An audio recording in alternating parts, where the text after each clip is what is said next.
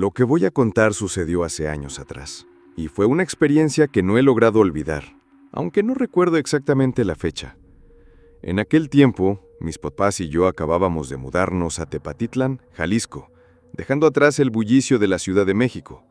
Antes vivíamos en un departamentito rentado en la colonia Narvarte, pero mi papá, que es de tierras jaliscienses, había logrado, con la ayuda de mi abuelo, levantar una casita sencilla cerca de la hacienda de mis abuelos, en las afueras de Tepatitlán. Querían dejar de tirar dinero en la renta y tener algo propio. Así que empacamos todo y nos lanzamos a la aventura.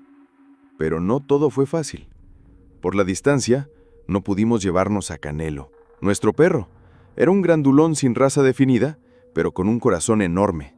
Me partió el alma despedirme de él.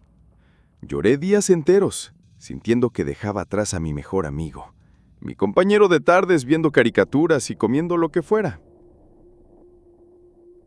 4 meses después de instalarnos en la casa nueva, con sus paredes pintadas de blanco y el patio lleno de macetas con geranios, mi papá llegó un día con una sorpresa. Trajo una cachorra pastor alemán, de ojos oscuros y mirada intensa. Me puse loca de contenta, porque desde morrilla he sido apasionada por los perros. La bauticé como Francisca, en honor a una telenovela que veía con mi mamá en ese entonces. Me encantaba, y Francisca, aunque apenas era una cachorra, tenía algo imponente. Ella no comía croquetas, ni siquiera las de las buenas que mi mamá compraba en el mercado. Solo quería lo que estuviera en mi plato. Tacos, sopa de fideo, lo que fuera. Mi mamá le ponía comida en su tazón, pero Francisca se quedaba mirándome fijo, esperando que le diera de mi comida. No dormía en cualquier lado, solo dormía en mi cuarto. Por las noches, se metía debajo de mi cama, aunque mi mamá le había comprado una camita de esas acolchadas con dibujos de huellas. Pero nada, ella se empeñaba en dormir bajo mi cama, rascando el suelo de madera como si buscara algo. Cuando salía de la casa para ir a la escuela o al tianguis, Francisca hacía un desmadre. Ladraba sin parar, se aventaba contra el portón de metal e incluso se lastimaba las patas. A mis 12 años, casi 13, yo lo veía como algo tierno, entre comillas. Presumía con mis amigos de la escuela que Francisca y yo teníamos una conexión especial, como si fuéramos hermanas de alma. Decía que por eso se ponía así cuando me iba. Pero con los meses, mientras ella crecía, mi mamá empezó a notar cosas raras. Años después me confesó que, cuando yo no estaba, Francisca se plantaba frente a la ventana de mi cuarto, en el patio, mirando hacia adentro, inmóvil como estatua. No comía, no tomaba agua, no se movía.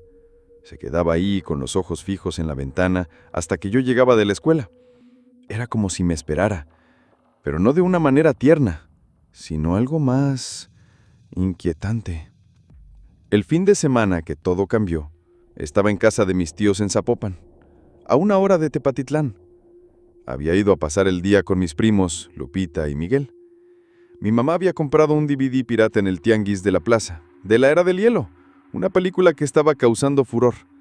Nos mandaron a verla en el segundo piso de la casa de mis tíos, donde tenían una salita con un reproductor de DVD y una tele grandota.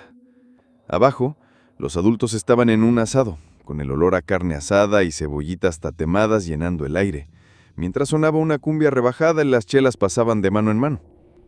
La casa de mis tíos era un sobrado típico de Jalisco. Abajo estaba la cocina abierta, con una barra que conectaba con el comedor y un baño. Arriba, los cuartos, otro baño y la salita donde veíamos tele. Mis primos y yo estábamos emocionados porque no habíamos visto la película.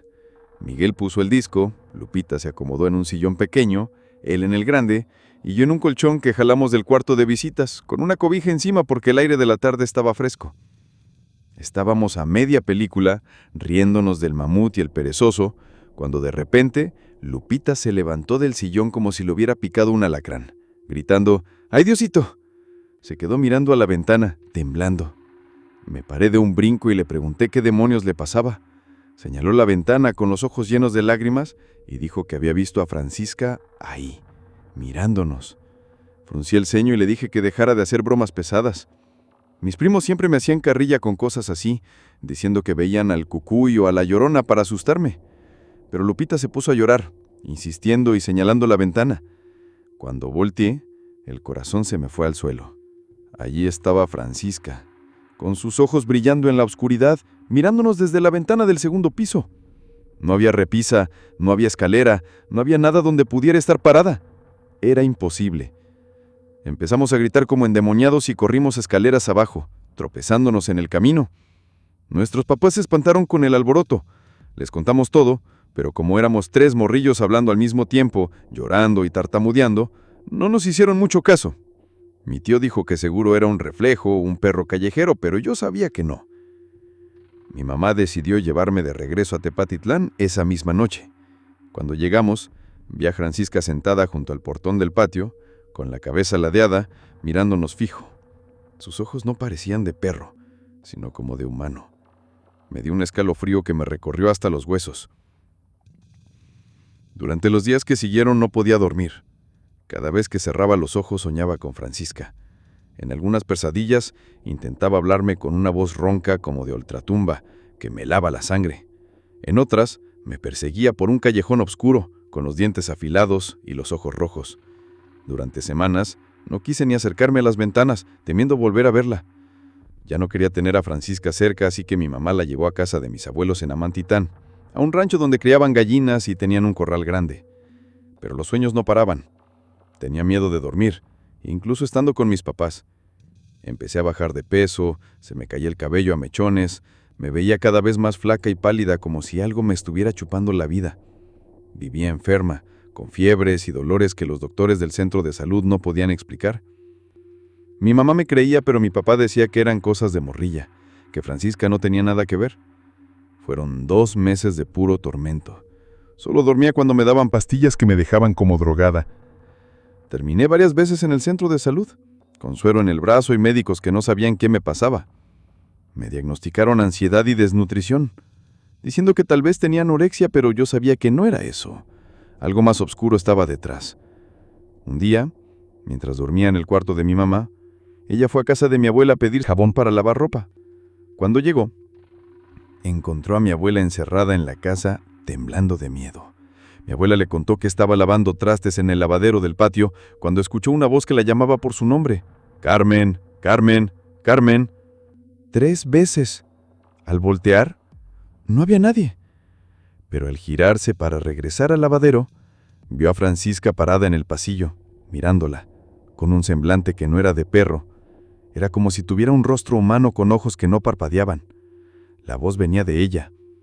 Mi abuela, que siempre ha creído en las leyendas de nahuales y brujas, sintió un miedo que le paralizó el alma. Corrió y se encerró en la casa rezando. Después de eso, mi mamá y mi abuela no lo pensaron 2 veces.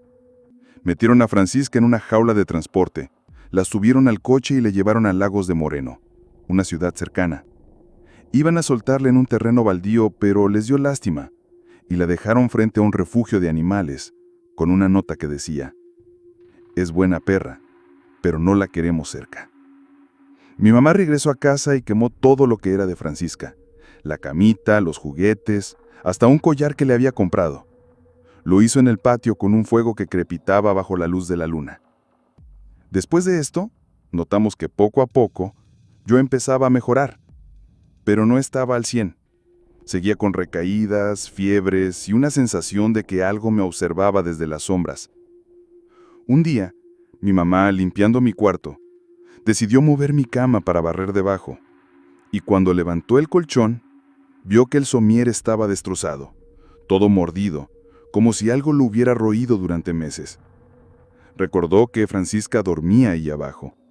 Sin decir nada, desarmó la cama entera, colchón, sábanas, almohadas, todo, y lo llevó a un terreno baldío cerca de la casa. Hizo una fogata enorme, con el humo subiendo al cielo estrellado, y quemó cada pedazo. Mi mamá decía que en el fuego le parecía ver formas extrañas, como si algo se liberara. Y juro que después, casi enseguida, mi salud mejoró. Las pesadillas se fueron, las crisis pararon, volví a comer como si nada, gané peso y mi cara recuperó su color. Fue como si me hubieran quitado un peso de encima. 2 años después, mi mamá y mi abuela descubrieron algo que lo explicó todo. Resulta que Francisca fue el regalo de una mujer con la que mi papá andaba desde antes de mudarnos a Jalisco. una señora de un pueblo cercano, que, según los chismes del mercado, tenía fama de hacer trabajos de brujería. Mi mamá cree que puso algo en la perra, un hechizo o una maldición que me afectó a mí, porque yo era quien más la quería. Hoy mis papás están separados desde hace años. Apenas hablo con mi papá, no sé nada de él y prefiero que así sea. Volvimos a la Ciudad de México. Me casé, formé mi familia.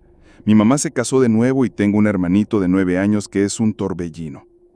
Sigo amando a los perros, pero ahora no acepto nada de cualquiera.